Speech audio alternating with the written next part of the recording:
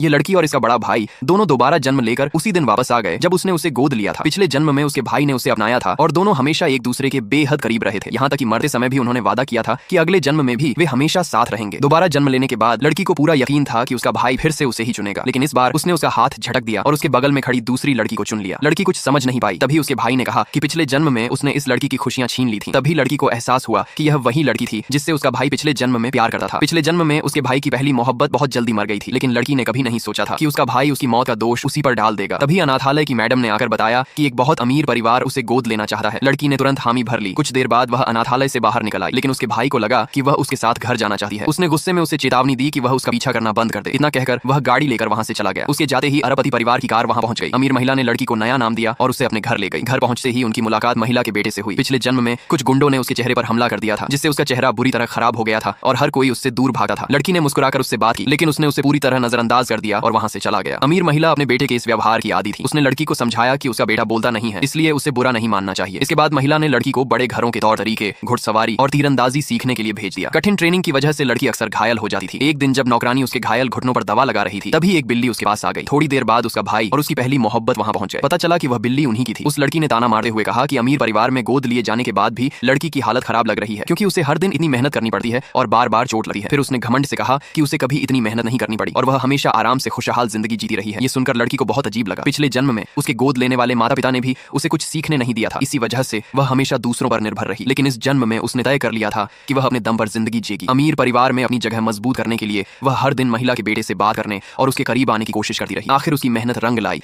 और दोनों ने स्कूल के बाद साथ घर लौटने का फैसला किया। लेकिन उस दिन दोपहर में वह लड़का वहां नहीं आया। तभी लड़की को अचानक याद आया कि पिछले जन्म में इसी दिन उसका चेहरा खराब हुआ था। उसने तुरंत पुलिस को फोन किया और भागकर उस गली में पहुंची। वहां पहुंचते ही उसने देखा कि कुछ गुंडों ने उस लड़के को घेर रखा है और उसका मजाक उड़ा रहे हैं कि वह बोल भी नहीं सकता। जैसे ही लड़की ने यह देखा, उसने तुरंत लकड़ी उठाई और गुंडों को वहां से जाने की चेतावनी दी। जब गुंडों ने सुना कि उसने पुलिस बुला ली है, तो वे भागने की तैयारी करने लगे। लेकिन जैसे ही लड़की ने लड़के को उठाने की कोशिश की, किसी ने उसे जोर से जमीन पर गिरा दिया। क्योंकि पुलिस अभी तक नहीं पहुंची थी, गुंडों को लगा कि लड़की झूठ बोल रही है। देखते ही देखते दोनों तरफ लड़ाई शुरू हो गई। तभी वहां से उसका भाई गुजर रहा था। उसने सब कुछ देखा, लेकिन मदद करने के बजाय अनदेखा कर दिया। यहाँ तक कि उसने अपनी पहली मोहब्बत से वादा किया कि वह जिंदगी भर सिर्फ उसकी रक्षा करेगा। ये देखकर लड़की का दिल पूरी तरह टूट गया। पिछले जन्म में किया गया साथ निभाने का वादा अब उसके लिए सबसे बड़ा मजाक बन चुका था। उधर गुंडे उस लड़के को चोट पहुंचाने ही वाले थे। तभी लड़की तुरंत उसके सामने आकर खड़ी हो गई और अपने शरीर से उसे बचा लिया। उसी पल लड़के ने पहली बार बोलना शुरू किया और घबराकर जोर से उसका नाम पुकारा।